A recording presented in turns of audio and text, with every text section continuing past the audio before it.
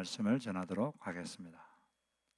현재 한국의 그 서해안에 임자도라는 섬이 있는데 주민수가 한 5,600명 됩니다. 그런데 이 섬은 복음화율이 100%예요. 다 예수를 믿습니다. 근데 그렇게 된 계기가 있어요. 6.25 전쟁이 거의 끝날 무렵 막바지에 이르렀을 때 북한군과 그들의 앞잡이 노릇하던 마을 사람들이 숨어서 예배를 드리던 22명의 이판일 장로님의 가족들과 36명의 교인들을 밀고 해가지고 잡아서 처형장으로 끌고 갔습니다. 처형장으로 끌고 와서 처형장으로 끌고 와가지고 그중 일부는 바로 그 자리에서 처형을 시키고 일부는 모래사장에 묻어가지고 밀물이 몰려올 때 그때 다 죽었죠. 근데 그 마을 그 교인들 중에서 살아남은 사람이 한 명 있어요. 그 사람이 이판일 장로님의 큰아들. 이 사람은 그때 육지에 일 보러 가가지고 그걸 살았습니다.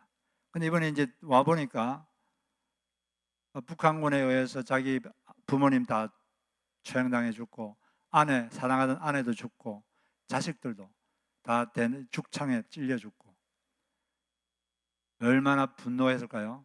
여러분 같으면 어떨 것 같아요? 머리가 돌아버리겠죠. 그런데 얼마 후에 북한군이 다 물러가고 국군이 섬을 다시 점령했습니다. 이제는 이제 반대로 북한군의 앞잡이들이 모두 잡혀와서 처형장에 끌려왔습니다. 그 국군이 그때 이 장로의 아들에게 말했습니다. 어떤 당신 부모와 또 자식, 아내를 죽인 이 사람들을 어떤 방식으로 복수해도 좋다. 이런 허락을 국군이 했습니다. 그래서 이판일 장로의 아들이 너무 분노해서 이 죽창으로 자기 부모님, 아내, 자식들 죽인 사람을 확 찌르려고 하는데 그때 갑자기 환상이 보였습니다. 아버지 환상, 아버지가 갑자기 환상으로 나타났어요. 그러면서 아버지가 환상 중에서 말씀을 하셨습니다. 애야, 멈추어라. 내가 그들을 용서했단다. 애야, 멈추어라. 내가 그들을 용서했단다. 그 이야기를 들었는데 그러니까 결국 한 명도 찌르지 못하고 그 자리에 주저앉아 울었습니다. 그러니까 같이 끌려왔던 그 북한군 앞잡이들 사람들도 한 덩어리가 되어서 함께 울었습니다. 결국 전쟁이 끝나고 임자진리교회는 그 이판일 장로님의 아들과 그 가족을 몰살시킨 그 원수들이 출석하면서 다시 교회를 세우기 시작했습니다. 그렇게 해가지고 그 임자도는 지금 100% 예수 믿는 섬이 됐어요. 만약 그때 그 이판일 장로의 아들이 원수들을 찔러 죽였다면 그 임자들은 대를 이어서 서로 죽이고 죽는 처참한 것으로 변했을 것입니다. 그리고 기독교는 발을 붙이지 못했을 것입니다. 이게 용서의 힘이죠. 만약 이판일 장로가 자기 부모를 아들 죽인 사람을 만약에 죽였다면 그러면 그 죽임당한 자식들은 가만히 있을까요? 또 자기 부모를 죽인 그 사람을 또 복수하겠죠. 그럼 또 이쪽은 가만히 있나? 또 복수하지. 복수는 복수를 낳습니다. 내가 복수하면 깨끗하게 되겠지. 절대 깨끗하게 안 됩니다. 더 복잡해져요. 더 큰 고통이 옵니다. 누군가가 이 복수의 악순환을 끝내려면 누군가가 딱 끝을 내야 돼요. 용서를 통해서 딱 끝을 내면 좋은 일이 생깁니다. 그런데 용서를 하려면 한 가지 조건이 있는데 상대방이 자기에게 가한 고통을 감수하려고 해야 됩니다. 그걸 받아들이려고 해야 돼요. 그걸 자기가 흡수해야 됩니다. 그런데 상대방이 자기에게 가한 고통을 감수하지 않으면 되돌려주는 거죠. 되돌려주는 것을 뭐라 그럽니까? 복수한다 그러죠. 용서하겠다고 결심하는 것은 상대방에 당한 고통을 감수하겠다라고 결심하는 것이죠. 이 용서한다는 건 빚을 탕감하는 것과 비슷합니다. 누가 자기에게 돈을 빌려갔는데 갚지를 못해요. 그러면 이제 뭐 그 사람이 탕감할 수도 있고 받아낼 수도 있죠. 물론 뭐 예수 믿는다고 해서 다 탕감해 줄 필요는 없죠. 그거 다 때 경우에 따라 이렇게 하는 거니까. 근데 탕감하기로만 결정했다. 너무 상대방 사정이 안 좋아서. 그러면은 뭘 해야 되냐면은 상대방이 빌려준 돈만큼 자기가 손해를 봐야 돼요. 그 손해를 안 보면 내가 손해를 안 보겠다. 내 손해를 나는 못 받아들이겠다. 그러면 이제 그 탕감을 못 하죠. 용서를 못 하는 거지. 되돌려줘야죠.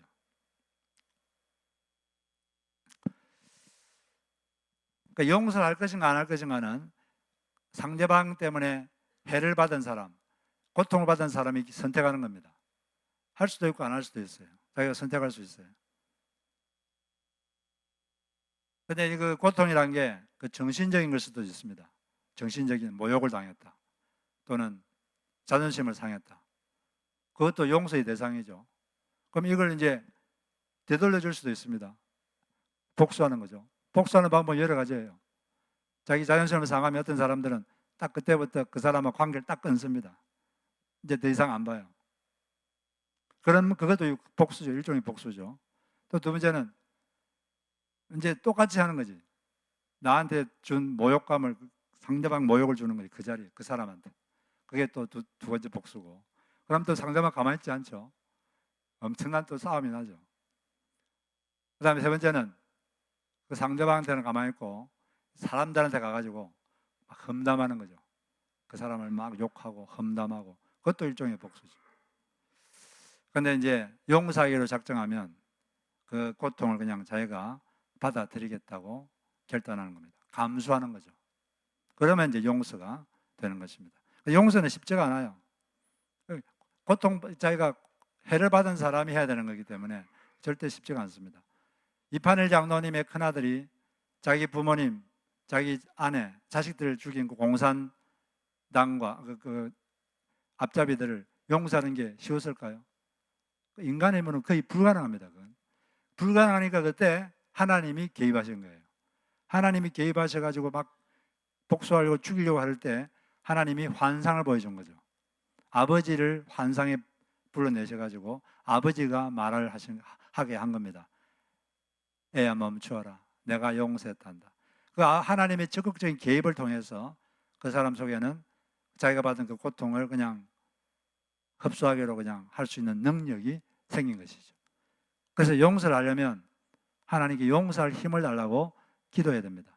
기도하면 주님께서 하늘로부터 그런 힘을 주실 줄로 믿습니다. 지금 여러분들 중에도 그런 용서해야 될 사람이 있을 수도 있는데 그러려면 상대방에 대한 고통을 내가 그냥 감수할 건가 되돌려 줄 건가 그 결정을 해야 돼요. 그건 여러분 선택이에요. 복수할 수도 있고 안 할 수도 있고. 근데 하나님께서 인간을 용서하기로 작정하셨습니다. 다 벌을 주지 않고 용서하기로 작정하셨어요. 용서를 하려면 인간의 지은 죄에 대한 결과를 하나님이 받으셔야 돼요. 하나님이 그 고통을 본인이 감수해야 됩니다. 본인이 흡수해야 돼요. 그러기 위해서 오신 분이 누굽니까? 예수님이 그래서 오신 거죠. 하나님의 아들 예수님이 인간의 죄에 대한 결과를 자기가 다 흡수하시려고 받아내시려고 오신 겁니다. 인간이 가한 죄에 대한 결과를 하나님이 받으신 곳 흡수하시고 감수하시고 인간에게 되돌려주지 않고 복수하지 않고 받은 그 장소가 어디죠? 거기가 십자가죠. 그 십자가는 아주 처참한 곳입니다. 예수님은 왜 태어났습니까? 예수님은 죽으려고 태어나신 거예요. 예수님이 태어난 목적은 죽으려고 태어난 거예요. 그것도 그냥 죽는 게 아니라 고문당해서 죽으려고 태어나신 겁니다. 여러분은 여러분 아들이 태어난 목적이 애를 이제 임신 계획을 해가지고 태어난 목적이 얘를 조금 살게 하다가 30년 뒤에 고문당해서 죽게 하자. 그런 목적 가지고 자식을 낳는 사람이 있습니까? 아무도 없을 겁니다. 행복하도록 하기 위해서 자식을 낳는 거죠. 근데 하나님 아버지께서는 왜 예수를 태어나게 했는가? 고문당해 죽게 하려고 태어나게 하신 거예요. 그래서 사실 이 크리스마스는 예수님 본인에게는 그렇게 기쁜 날이 아닐 것입니다. 하나님 아버지께도 그렇게 기쁜 날은 아닐 거예요. 그런데 누구에게는 기쁩니까? 우리에게는 기쁘죠. 왜냐하면 이제 우리가 용서받을 수 있는 근거를 마련하기 위해서 그분이 태어나는 거니까. 그분이 태어나서 고문당하지 않으면 우리가 용서받을 길이 없고 영원한 멸망, 벌을 받아야 되니까. 그러니까 우리에게는 아주 기쁜 거죠. 너무나 기쁜 것입니다. 그래서 우리는 이 축하하고 기뻐하는 거예요. 오늘 이런 말씀 보니까 예수님께서 이 땅에 오신 것은 때가 차서 온 것입니다. 때가 차면 하나님이 그 아들을 보내서 여자에게서 나게 하시고 율법 아래에서 나게 하셨다. 이 하나님께는 때가 있는데 계속 구약 성경에서 메시아가 올 것이다 예언을 계속했습니다. 우리 생각에는 좀 빨리 오시지 뭐 이렇게 오랫동안 기다리다가 오시나 그런 생각도 있겠지만 하나님 판단에 지금이 가장 좋은 때다 라고 생각하셔서 2000년 전에 베들레헴 땅에서 태어나게 하신 줄로 믿습니다. 하나님이 생각한 때가 딱 차니까 그때 오신 거예요. 하나님께는 때가 있습니다. 정한 때가 있어요. 기도 응답에도 때가 있고 또 하나님께서 뭔가 개입하실 때 때가 있는 거예요. 그래서 인간에게는 인내가 필요합니다. 인내로 하나님을 신뢰를 해드려야 돼요. 인내를 가지고 하나님께 기도해야 되고 인내로 하나님께 순종해야 됩니다. 인내로 하다 보면 하나님의 때가 꽉 차면 그때 하나님께서 급작스럽게 역사를 하시는 것입니다. 그런데 예수님께서 오셨는데 여자의 몸에서 태어나셨다 이렇게 되어 있는데 이 말은 인간의 몸을 입고 태어났다 그 말이죠. 인간의 몸을, 하나님은 영이기 때문에 몸이 없습니다. 그런데 왜 그런 몸을 가져야 되느냐? 히브리서 9장 22절에 보면 피 흘림이 없은즉 사함이 없느니라. 피를 흘리지 않으면 용서를 못 받는다. 피를 흘린다는 건 죽는다는 거죠. 근데 하나님은 몸이 없기 때문에 죽을 수가 없어요. 죽을 수 있기 위해서는 사람 몸을 입어야 됩니다. 그래서 죽을 수 있기 위해서 그리고 피를 흘릴 수 있게 하기 위해서 예수님께서 인간의 몸을 입고 오신 것입니다. 안 그러면 피를 못 흘리니까. 그래서 인간의 몸을 입고 여자의 몸을 통해서 오신 거예요. 그런 다음에는 율법 아래 나게 하셨다. 율법 아래 나게 하셨다. 이 말은 유대인으로 태어났다는 겁니다. 그 당시에 하나님의 법을 가진 민족은 유대인들밖에 없었습니다. 그 율법을 가진 유대인으로 태어나셨어요. 그런데 예수님이 만약 이 법을 하나라도 어겼다면 예수님은 다른 인간들을 구원할 자격이 없습니다. 왜냐하면 만약에 그분이 하나님 법을 어겼다면 그분이 죽는 것은 자기 죄 때문에 죽는 거예요. 그런데 예수님은 하나님의 율법을 100% 지켰습니다. 하나도 남김없이 다 지켰어요. 이 지구에 발을 붙인 사람 중에 하나님의 법을 100% 지킨 분은 한 명밖에 없어요. 그분이 누굽니까? 예수님. 그분밖에 못 지켰어요. 그분은 다 지켰기 때문에, 그래서 인간의 몸을 가졌기 때문에 우리와 똑같은 유혹도 받으시고 또 시련도 당했지만 죄를 짓지는 않았습니다. 히브리서 2장 15절을 보면 모든 일에 우리와 똑같이 시험을 받으시되 죄는 없으시니라. 그래서 그분이 율법 아래서 태어나셔서 율법을 다 지키시고 우리를 죄를 위해서 대신 돌아가신 거예요. 그걸 속량한다. 우리를 속량하시고 그렇게 말했는데 속량하다는 게 뭔 뜻입니까? 속량하다. 어떻게 하는 게 속량하는 거예요? 예수께서 우리를 속량하셨다. 속량하셨다는 말은 다른 말로 대속하셨다 이런 뜻. 대속하다 똑같은 뜻이에요. 구속하다 똑같은 말입니다. 동의어요. 속량하다는 뜻은 영어로 redeem, 리딤, 그건 뭐냐면 포로나 노예를 대가를 주고 자유롭게 하는 것. 포로나 노예를 대가를 지불하고 사서 자유롭게 해주는 것. 이게 속량하는 겁니다. 예를 들어서 옛날에는 부모가 누구한테 돈을 빌려가지고 돈을 못 갚으면 그 아들이 노예가 됐어요. 체주의 노예가 됐습니다. 그러면 돈을 못 갚아가지고 자기 자식이 노예가 됐다.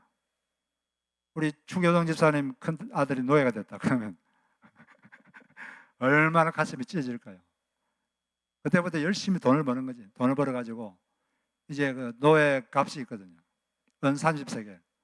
딱 이제 마련되면 그걸 가져가가지고 돈을 지불하고 다시 사오는 거죠. 그래서 해방시켜 줍니다. 그걸 가지고 속량하다 또는 대속하다, 구속하다 그런 뜻을 씁니다.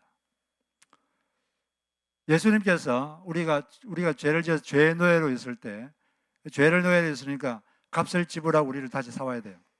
그때 지불하는 대가를 속량물 이게 노예에서 해방시키기 위해서 지불하는 대가를 속량물이라고 그럽니다.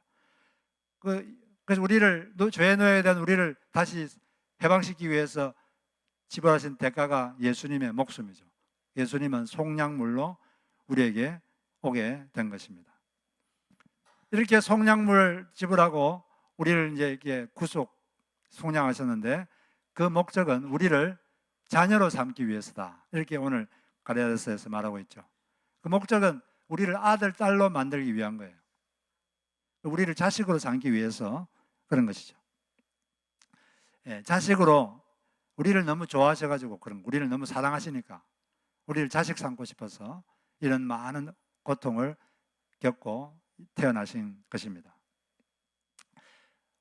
어떤 사람에게 당신의 영적인 문제는 뭡니까? 물어보면 제가 하나님을 충분히 사랑하지 못하는 게 제 문제죠.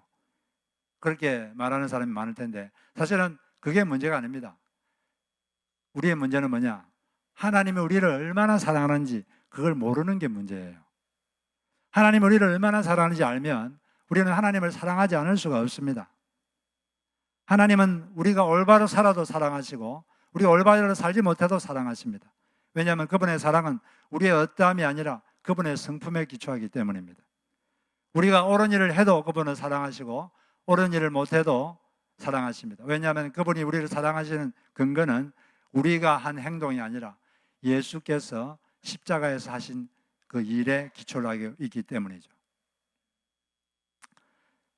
우리가 예수를 믿으면 하나님의 자식이 되는데 우리가 자식이기 때문에 아들의 영을 우리에게 보내주시죠. 아들의 영, 성령님, 이 성령님을 우리에게 보내주십니다. 성령님이 우리 예수 믿는 사람들 안에 있기 때문에 성령님이 있으면 그 사람은 마음속에 하나님이 내 아버지다 이런 생각이 자연스럽게 듭니다. 그래서 하나님을 향해서 아버지 그러면 너무 자연스럽고 자연스럽죠. 근데 하나님을 아버지 그러는데 별로 아주 불편하고 그런 것 같지 않고 그러면 그 속에 아들의 영이 없어서 그래요. 여러분들이 하나님을 향해서 아버지 그랬는데도 마음이 편안하고 그런다면 여러분 속에 아들의 영, 성령님이 계시는 줄로 믿습니다. 정말로 우리가 하나님 그분이 천지의 창조주 그분이 우리의 아버지라고 믿는다면 어떤 현상이 있을까요? 많은 두려움, 불안이 사라질 것입니다. 천지를 창조하신 유능하다 못해 전능하신 분, 그리고 자상하신 분, 사랑이 많으신 분, 그분이 나의 아버지시다. 그걸 정말로 믿는다면 우리 속에 많은 불안, 두려움은 사라질 것입니다. 그리고 하나님을 우리 아버지로 모시고 있는 사람은 좀 마음속에 든든한 마음을 가지고 있어야 돼요. 든든의식, 풍요의식. 하나님은 우리가 원하는 걸 다 주지는 않습니다. 그러나 여러분에게 꼭 필요한 것은 주십니다. 그리고 이 사람들도 부자들도 의식 있는 부자는 자식들에게 자기가 돈 많다고 막 함부로 원하는 거 다 주지 않아요. 왜냐 그렇게 하면 문제가 뭐냐면 절제력을 못 키웁니다. 사람이 절제력이 없으면 어떤 일도 성공할 수 없고 또 성공해도 그 성공 금방 잃어버립니다. 이 절제력, 참는 것, 욕심을 참고 혈기를 참고, 이 절제력이 중요해요. 그래서 동양의 지혜에 쓰인 명심보감에 보면 이런 말이 있습니다.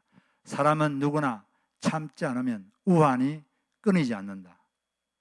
관리가 참지 않으면 형벌로 죽임을 당하고, 형제가 참지 않으면 뿔뿔이 흩어진다. 부부가 참지 않으면 자식들이 고아가 되고, 친구끼리 참지 않으면 사이가 서먹서먹해진다.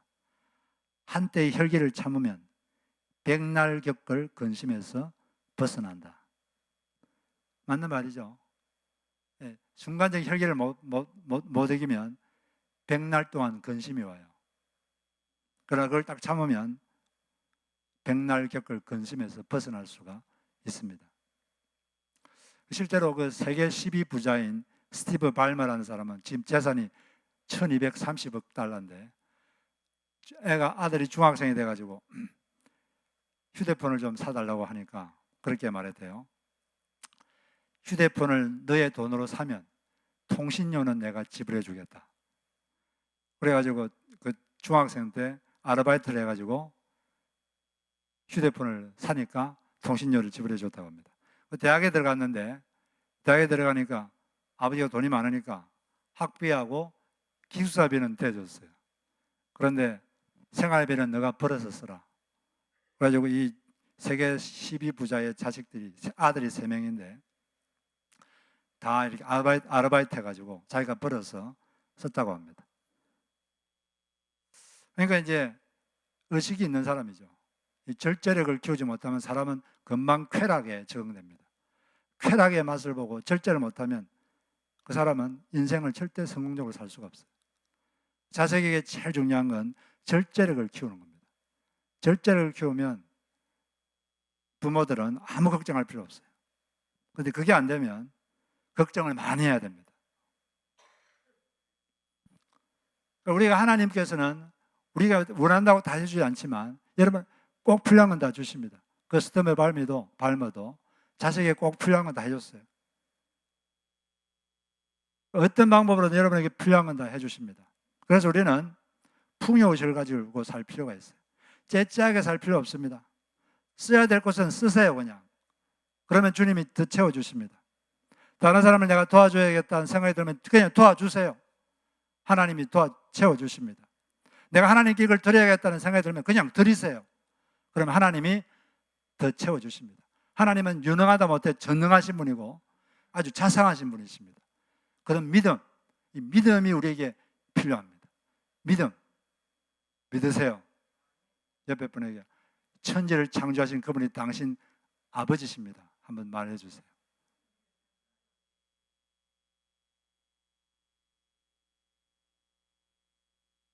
그러므로 염려하여 이르기를 무엇을 먹을까 마실까 무엇을 입을까 하지 말라. 이는 다 이방인들이 구하는 것이라. 너희 하늘 아버지께서 이 모든 것이 너에게 있어야 할 줄을 아시느니라. 그런즉 너희는 먼저 그의 나라와 그의 의를 구하라. 그리하면 이 모든 것을 너에게 더하시리라. 아멘. 주님은 우리를 자녀 삼으시려고 우리의 가장 큰 문제인 죄 문제를 해결해 주려고 이 성탄절날 이 땅에 태어났습니다. 그래서 이런 성탄절을 잘 보내는 방법은 어려움을 빠진 사람들, 문제가 있는 사람들을 도와주는 거예요. 그분들을 돌보는 것. 이것이 성탄절을 가장 잘 지내는 방식입니다. 톨스토이가 지은 짧은 글 중에 사랑이 있는 곳에 하나님이 계신다. 이런 글이 있습니다. 거기에는 그런 소설이에요. 짧은 소설. 러시아의 작은 마을에 마르틴이라는 아주 경건한 사람이 있었는데 어느 날 밤에 자기 전에 성경을 읽고 기도를 했습니다. 기도하다가 잠이 들었어요. 꿈속에서 예수님이 나타나가지고 예수님이 이런 목소리로 말씀하셨습니다. 마르틴, 내일 내가 너를 찾아갈 것이다. 찾아온다 그러니까 그 다음날 마르틴이 아침부터 이분이 직업이 구두수선공입니다. 구두수선 장소를 말끔히 치우고 예수님을 기다렸어요. 기다렸는데 예수님은 오전에 오지 않았습니다. 대신에 오전에 보니까 그때가 추운 겨울이었는데 러시아에 얼마나 추워요. 그런데 그 옆집 가게에서 불쌍하다고 저택관리인으로 데리고 있는 한 늙은 퇴역 군인이 청소를 하고 있었습니다. 추운데 너무 안쓰러워서 그분을 구두수송소로 데려와 가지고 거기서 따뜻한 차와 먹을 걸 대접하고 그렇게 하니까 너무 감사했어요. 계속 예수를 기다렸습니다. 오후 됐는데 예수님 오지 않아요. 근데 또 밖을 보니까 어떤 여인이 아주 추운 겨울날이 있는데 제대로 옷도 제대로 아주 헤어진 옷을 입고 헤어진 신발을 신고 조그마한 아기를 호디불에 감고 이렇게 벽에 기대서 떨고 있는 거예요. 그래서 들어오라 그랬어요. 들어와가지고 따뜻한 스프와 빵을 대접하고 왜 그러냐 그러니까 자기가 어떤 남의 집에 식모가 되려고 가고 있는데 가다가 너무 추워서 이렇게 떨고 있다고 그러는 거죠. 그래서 이분이 좀 따뜻한 차와 음식을 대접하고 그 다음에 돈 얼마를 조금 있는 돈을 손에 쥐어주고 좀 낡았지만 두꺼운 외투를 이렇게 입혀주었습니다. 그렇게 너무 고마워하면서 그 젊은 여인이 떠났어요. 이제 거의 이제 어둑어둑해졌습니다. 어둑어둑한데도 예수님은 오질 않아요. 온다 그랬는데 분명히 오질 않습니다. 근데 쭉 보니까 밖에 보니까 사과를 파는 할머니가 사과 상자를 이렇게 어깨에 둘러매려고 그러는데 어떤 조그마한 소년이 와가지고 사과를 하나 훔치고 달아나려고 했습니다. 근데 그걸 이제 할머니가 딱 잡았어요. 잡아가지고 괘씸하다고 그 아이를 끌고 경찰서로 데려가려고 하는 거예요. 근데 그걸 보고 있다가 말틴이 밖에 나가가지고 할머니, 얘가 배가 고파서 그런 거니까 제가 소화값을 지불할 테니까 용서해 주세요. 그리고 얘한테도 할머니께 사과를 해라. 그러니까 애가 울면서 사과를 했습니다. 할머니는 계속 이런 애들은 버릇을 고쳐야 된다. 그러면 고집을 부리다가 나중에는 자기도 손주가 있거든요. 자기 손주가 생각나서 용서해 줬습니다. 그래서 잘 해결돼서 다시 왔는데 결국 예수님 오질 않았어요. 내가 헛꿈을 꾸었구나. 헛소리를 들었구나. 그렇게 하고 이제 다시 하나님께 기도하려고 기도하고 있는데 갑자기 기도하고 있는데 꿈에서 들었던 그 목소리, 주님의 목소리가 들렸습니다. 마틴, 오늘 너는 나를 보았느냐? 예수님 어디 계셨습니까? 그러니 갑자기 오늘 만났던 사람들, 그 늙은 퇴역군인, 그 여인, 그리고 그 할머니와 소년이 한 명씩 나타나는 거예요. 영상으로. 그러면서 주님의 목소리가 말했습니다. 오늘 너가 만난 사람들이 곧 나다. 예수님께서 마태복음 25장 40절에서 말씀하셨죠. 여기 내 형제 중에 지극히 작은 자 하나에게 한 것이 곧 내게 한 것이니라. 내 형제 중에 지극히 작아 보이는 자에게 한 것이 곧 내게 한 것이다. 근데 이런 논리가 왜 성립될까요? 그 사람이 예수님이지. 왜 그 사람이 예수님이야? 근데 예수님은 분명히 그렇게 말했거든요. 지극히 작은 자에게 한 것이 내게 한 것이다. 왜 이런 논리가 성립하느냐? 여러분들이 자식들이 다 있죠. 자식들 중에는 그 자식들 중에도 좀 힘들게 사는 자식들이 있을 수 있습니다. 좀 힘들고 어렵고. 그러면 그게 부모의 아픈 손가락이죠. 그 자식을 생각하면 가슴이 아파요. 막 가슴이 저려오고. 주님께는 우리가 다 자식들입니다. 자식들 중에는 혼자서 악가름 잘하는 자식들도 있겠지만 좀 어려움을 겪는 자식들도 있습니다. 그러면 그 주님의 마음에 그 사람이 아픈 손가락이에요. 그 자식을 생각하면 가슴이 아프고 마음이 안쓰럽고 마음이 괴롭습니다. 근데 누가 와가지고 그 자식을 막 돌봐주고 위로해주고 그러면 그 보는 순간 그건 예수님이 자기가 돌봄을 받는다는 생각을 갖는 거예요. 자기 힘든 자식을 누가 돌봐주면 그 부모가 똑같은 기쁨이 있는 거거든요.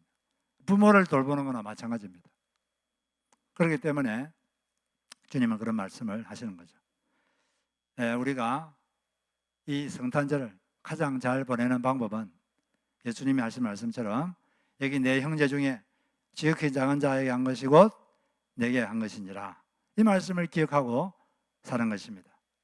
여러분 가족, 여러분 배우자, 그들은 예수님이에요. 그분들을 대할 때 예수님 대하듯이 대하십시오. 아멘입니까? 예수님한테 함부로 대하지 않죠, 여러분. 존중하시고, 좀 부족해도 존중하고 사랑하고, 자식들도 예수님 대하듯이 대해야 됩니다. 그리고 우리 여러분 교회 동료들도 마치 예수님을 대하듯이 그렇게 대하세요. 그리고 여러분 주변의 사람들을 예수님 대하듯이 대하는 것, 이것이 예수님 이 성탄절에 가장 중요한 것입니다. 그렇게 할 때 주님은 가장 기뻐하시고 우리 성탄절을 가장 의미 있게 보내게 될 줄로 믿습니다. 그런 여러분 되시기를 주의 이름으로 축복합니다. 우리 찬송가